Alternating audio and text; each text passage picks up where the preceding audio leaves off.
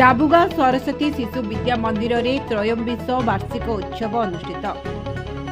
डाबुगा block स्थित सरस्वती शिशु विद्या मंदिर ठारे 23तम वार्षिक उत्सव अनुष्ठित होईछि। ए कार्यक्रम रे अनुष्ठान सभापति हरेकृष्ण बार्तिया सभापतित्व करथिले।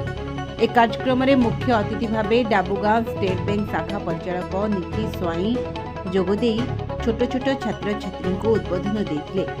ए कार्यक्रम रे मुख्य वक्ता अतिरिक्त शिक्षा अधिकारी संतोष साहू जोगदेई किपरि छात्र छात्री निज जीवन को सुंदर भावे गढ़ी तोलिबे से नै वक्तव्य रखिथिले।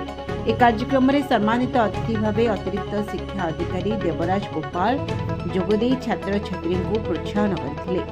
उक्त कार्यक्रम रे अनुष्ठान संपादक संजय पाढ़ी जोग देथिले। पर छात्र छात्री माने सांस्कृतिक कार्यक्रम करी उपस्थित समस्त को मनमुग्ध करथिले। ए कार्यक्रम को अनुष्ठान प्रधान आचार्य सत्यनारायण चौधरी अनुष्ठान समस्त गुरुजी गुरुमा परिचालन करथिले। ए कार्यक्रम रे समस्त अभिभावक जोग देथिले। रिपोर्ट नीर शंकर पात्र नवरंगपुर।